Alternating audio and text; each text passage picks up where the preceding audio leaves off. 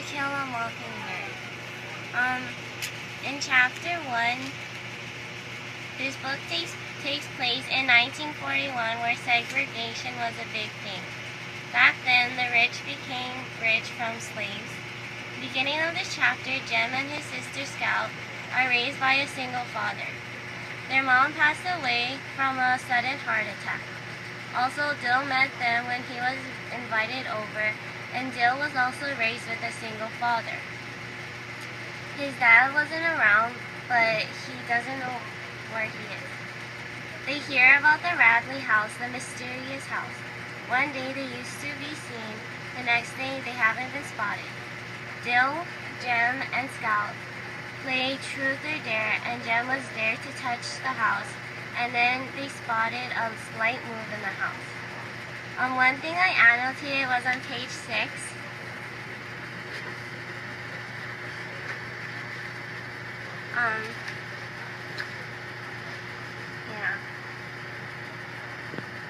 Where they mentioned that they don't have a mom, and Scout doesn't remember much, but Jem does.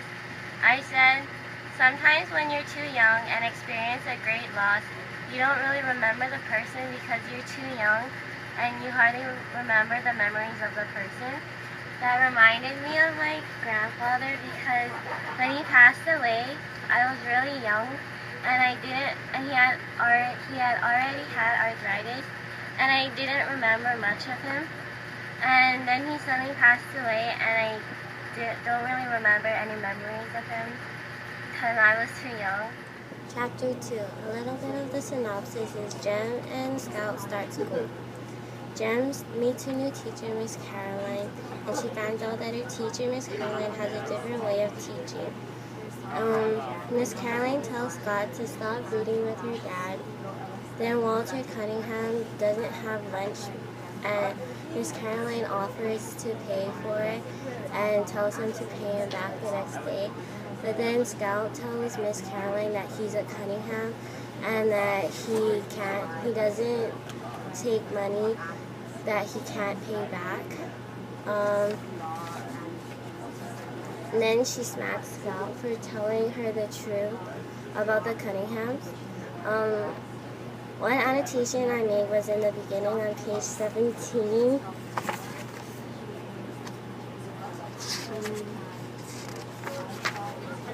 Page 17.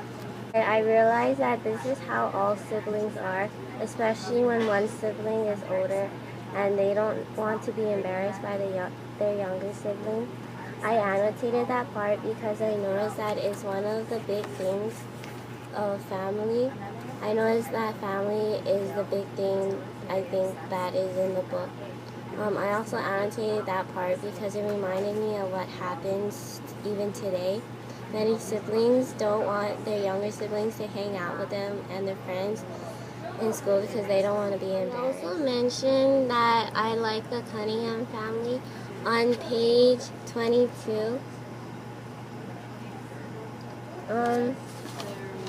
I think they're the kind of people that are not greedy.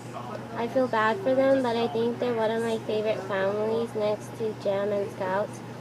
When I read the part that they don't take money if they can't pay them back, I thought it was very considerate and responsible of them. But I also feel bad because they can't afford as many things as others. I also thought that they're not very greedy and they seem very noble people. I also annotated on page 23, countries that are really small must be very friendly. The people who are very poor aren't judged by how little they have by others. I thought Macomb was a very friendly neighborhood, and they're very nice to each other, and they help each other when needed, and they look out for each other. I thought it was very nice of Dr. Reynolds to also be doing what the Cunninghams do when they pay people with items. So Dr. Reynolds asks people to pay him by items to deliver a baby. On chapter 3, a little bit of synopsis. Scout blames Walter Cunningham for getting him in trouble. Then Jem invites Walter over for dinner. When he goes over, he was eating like differently than everybody else.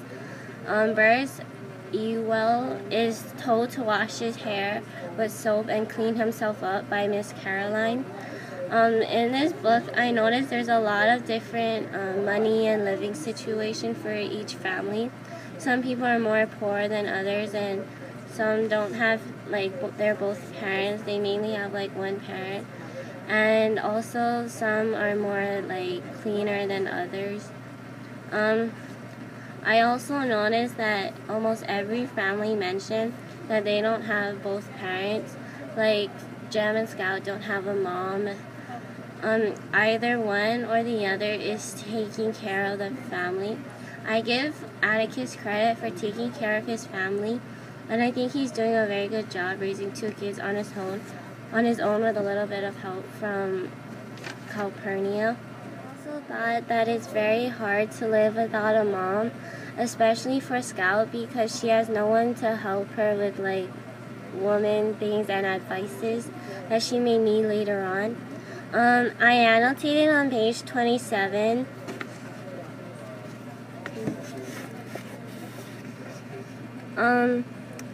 I said Calpurnia is a very good, strong, confident, full of respect, and well-mannered woman.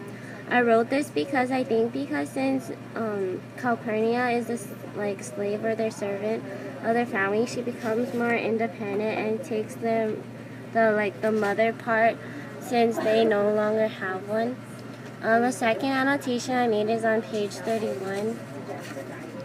I said, I think there are a lot of levels of food chains, and I think Burris Ewell's home living situation is affecting how he behaves or like the person who he is in class.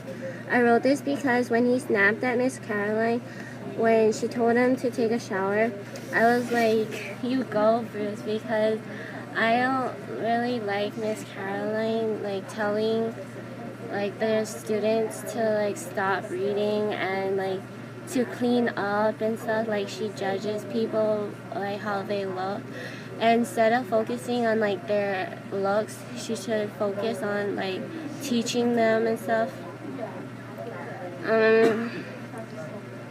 I also wanted to say that I think Jem, Scout, Calpurnia, and Atticus are a very close family. They look out and they take care of one another. I'm saying this because when I read that Atticus and Scout made like a promise to each other that Atticus would continue reading with Scout if she keeps going to school, I thought it was like very sweet of him to do that, because Scout really loves to read and write, and so yeah. I just wanted to mention something I underlined because they were my favorite quotes.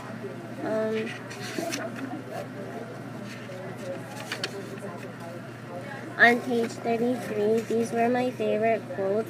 It says, "You never really understand a person until you consider things from his point of view." Also, sometimes it's okay to bend the law a little bit in special cases. I picked the first quote because I thought it could relate to every character in the book. The quote could represent each character. For example, for Scout and Walter, when Miss Caroline, she had to learn not to hand something to a Cunningham, but if Walter and Scout put themselves in her shoes, they would know it was an honest mistake and could not expect her to know every Maycom's ways in one day. For the second quote, I liked it because it's okay to bend the rules a little bit in special cases. I know I've done it many times before. In chapter 4, a little bit of the synopsis is, this part is where Scout finds 2 pieces of gum, tinfoil, in Radley's tree when she walked past it. The gum looked very fresh and told Jem what she found. Then Jem finds a box with 2 pennies inside. They were very old pennies. I didn't annotate much in this chapter. But I said I think Scout is a very curious character because she's always finding things and she learns new things every day. Here. And I was very it also helped me come up with like a character analysis for Scout. I'm still like coming up with more ideas, but yeah. I also annotated on page 36 that I thought the Dewey Decimal System was for libraries, books, not teaching style. I was very confused by Miss Caroline's teaching style. I don't think Miss Caroline should be a teacher for Maycomb because I don't think like she knows what she's doing. Like I don't really like her teaching styles. She's not really teaching the kids much. It's mainly the kids teaching her because they tell her about like the Maycomb family and the Ewell and the little Chuck Little. For chapter 5, Dill and Jem were planning to send Boo Radley a note, and Scout wants to be a part of that plan. While they exclude her out of the plan, she starts talking to Miss Maudie. Miss Maudie is like a family friend of theirs. The note they were going to send Boo Radley was going to ask him to come out and tell them what he does in there, and they wouldn't hurt him and they would buy him ice cream. Chapter 5 is that Dill and Jim were planning to send Boo Radley a note, and Scout wants to be a part of that plan. But while they exclude her of the plan, she starts talking to Miss Maudie. Miss Maudie is like a family friend of theirs. The note that they were gonna send to Boo Radley was gonna ask him to come out and ask him like what he does in there, and they wouldn't hurt him and they would buy him ice cream. I annotated on page 47 that she doesn't have anyone to talk to that's a girl or a woman. I annotated this because I thought it was very sad when she didn't have anyone to talk to or talk to when she didn't get included with the plans. She started talking to Miss Maudie. Her and Scout are like friends. Like she's a very good family friend because when they were younger, they used to like go to during the summertime they would sit on the porch silently and watch the sky go from yellow to pink as the sun went down, and they would watch flights of martins sweep low over the neighborhood and disappear behind the schoolhouse rooftops. Also, like Miss Maudie's like their babysitter, and so it's another like friend for Scout to talk to since she's the only girl in the family. I also annotated on page 50 that I thought they're a very Christian family because when Atticus said, "God's loving folks like you, love yourself." I really liked that quote because, well, I guess you could call me a kind of like a Christian-ish, but I also liked it because I thought it meant like God like loves you for who you are, and like if you don't love yourself, then how can you like love someone or something?